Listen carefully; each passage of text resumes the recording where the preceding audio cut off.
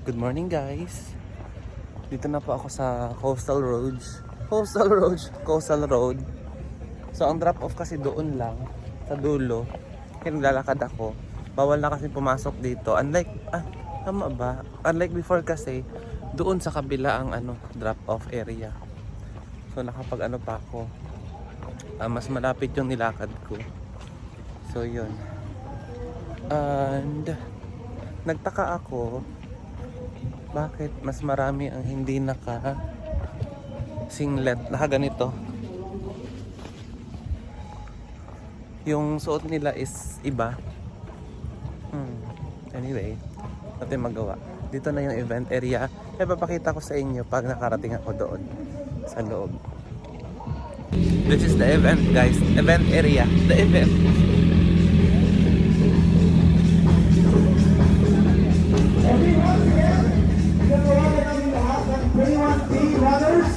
Please proceed according to the announcement stage. It's already 2:30. Yes, 21K. So we will just have a short program, opening program, and then we will proceed right away sa ating Zumba exercise. And at exactly 3 a.m. Yan po yung time ng jumpstart ng ating 21K.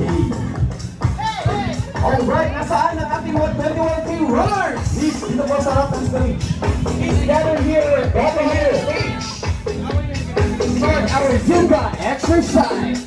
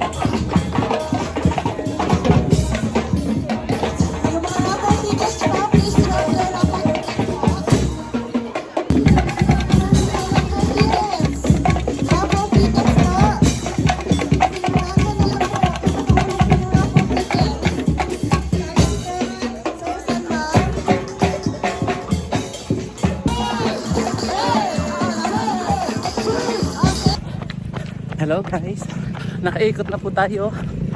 Madumi yung camera natin. Okay. Nakaikot na tayo sa 8 kilometer kasi 16 yung sinuha kong run. Let's go guys. And by the way, this is Coastal Road, Davao City. Okay. Let's go.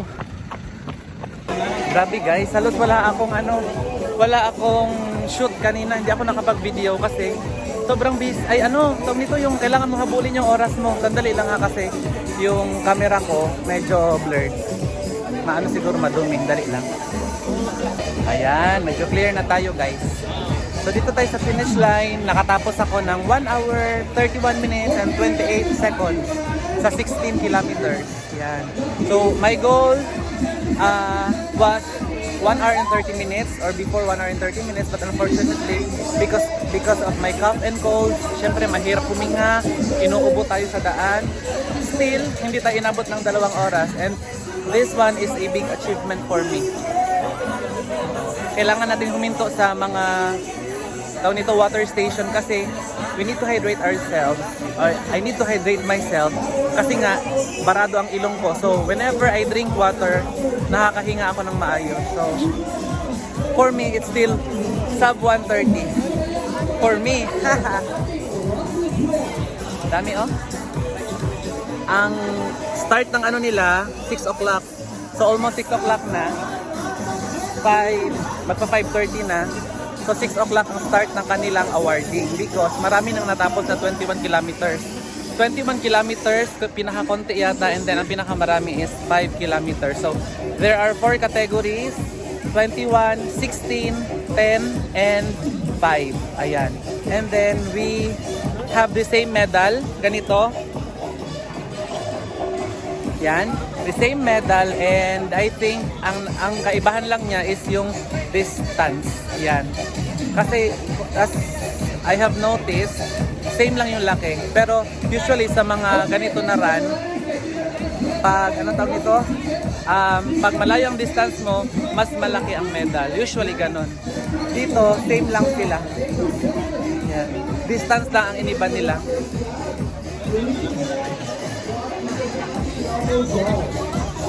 I have my food here. May pansit, may chicken, may lechon. And hindi na ako kumuha ng kakanin kasi hindi ko din naman makakain. Ikot tayo ha. May mga booth sila dito. Organizer and Marshall Breakfast. Akala namin sali kami. Morning sir. Yan. Director ng race. Yung sabi ko, hello sir. Ayun siya. Ayan. Yan. Director ng race.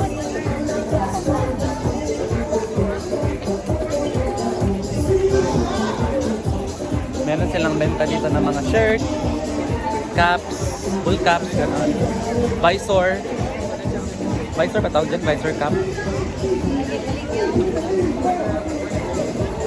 Wait lang, nangangawit na ako.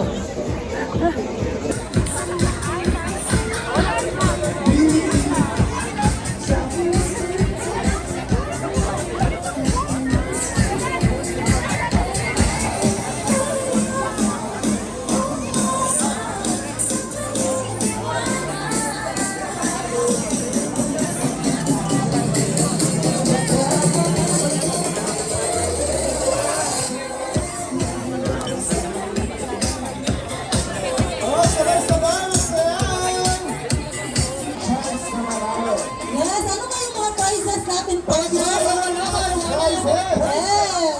Para naman ma-invite nyo silang humulong na kayo ng prizes. Yes, of course, may smartwatch din tayo. Narito partner ang ating mga raffle prizes. Okay. We have one Redmi Watch 5 Active. We have two Xiaomi Smart Band 9 Active. We have two Xiaomi Power Pack. So by category guys, iba-iba ang kulay. Sa 10 kilometer, yung pink na may blue. We have also Sa 16 kilometers, itong sa akin. Ito. Tapos sa 21 kilometers, yung kulay blue. Pag kulay dilaw naman, 5 kilometers. So 4 categories siya.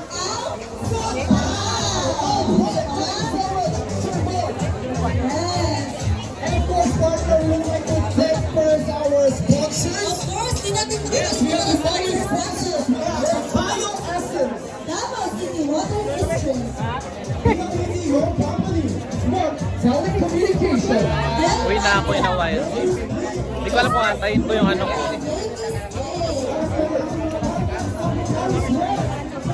We have the cultural hero.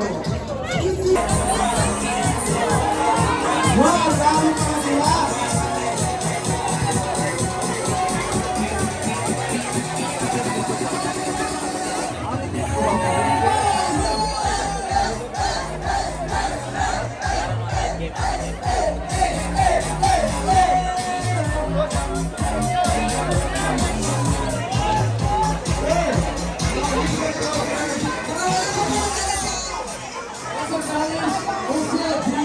DJ MP Super 12.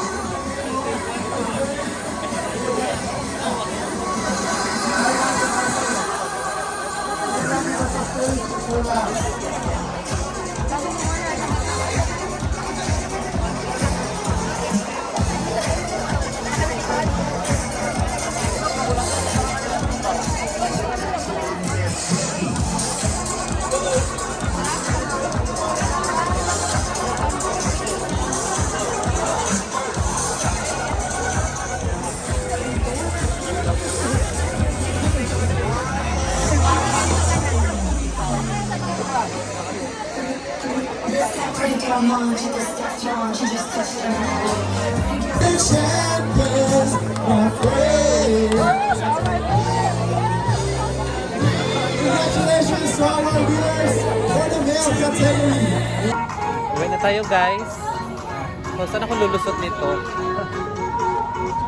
Hindi ako kailangan ko umikot. Ikot tayo guys. Uwi na tayo kasi magsi 7 na. Mamaya niyan, ang init-init na. So let's go for. Problem ko dito, kailangan ko lumabas. Kailangan ko pang mag-walk ng medyo mahaba-haba. Siguro mga 2 kilometers ang lalakarin ko para makalabas dito. Para makakuha ako ng jeep or taxi. Makasakay ng jeep or ng taxi. Yan. So uwi na tayo guys kasi hindi naman tayo maswerte sa raffle or kung ano man, kung mabunot man tayo. I think sabon lang naman yung ibibigay. Sabon from a parang aesthetic company. Ganun. So okay lang yun. Uwi na tayo kasi ayaw kong abutan dito ng mainit kasi sa balat. Maitim na nga tayo, itim pa tayo lalo, no? So till my next run guys, my next run will be on April 27 I think. That Sunday. It's the Run Rio Earth Run. Yan, 2025 and I'll be running 21 kilometers. So sana makuha ko yung goal ko na less than 2 hours ang aking, kasi hindi ko nakuha ngayon eh. Ang goal ko ngayon is 1 hour 30 dapat. So hindi talaga kinaya kasi syempre pag may ubo at sipon ka, mahirap tumakbo. Yan. So at least ang importance ang importante is natapos ko siya na hindi ako maabot ng 2 oras. Kasi 16 kilometers, 2 oras. Masyado kang mabagal pag gano'n. So yun, 1 hour 30 is enough. Yun. Let's go home. Daan muna ako ng unit. Hindi ko alam kung kumain na si Ma'am Lor. Sabay na siguro kami ng mag-breakfast. Let's go. Let's go, let's go. This is Coastal Road Davao guys. Video tayo dun mamaya sa labas. See guys, this is Coastal Road. Coastal Road. Ang OI mo dong. Coastal Road, Davao City. Ganda no? Ang linis pati. Sab-Saharan Mindanao. Yung lait-lait nyo. Ha? Charis. Go. So dyan yung event, yan. Tingnan nyo yung yung laces ko. So, eto yung kilometer category laces.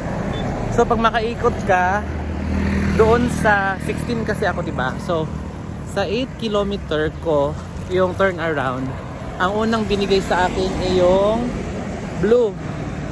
And then, sumunod yung yellow. Ay, yellow. Ba yan? Yellow green? Or mint green, yan. Tapos red. Oo. So, pabalik na yan. So, ibig sabihin, nalagpasan ko yung 3 kilometer turn, 5 kilometer turn around, 10 kilometer turn around, and 16 kilometer turn around. So, lahat yan, pag nadaanan mo, bibigyan ka ng lace. So, para mag-signify, or para meron silang palatandaan na talagang dumaan ka doon sa parang racetrack, parang ganon. Kasi merong iba, iilan na madaya. Pero dito, you cannot daya-daya because this one is coastal road. Straight talaga siya. Wala kang malulusutan. Pakita ko sa inyo coastal road ha.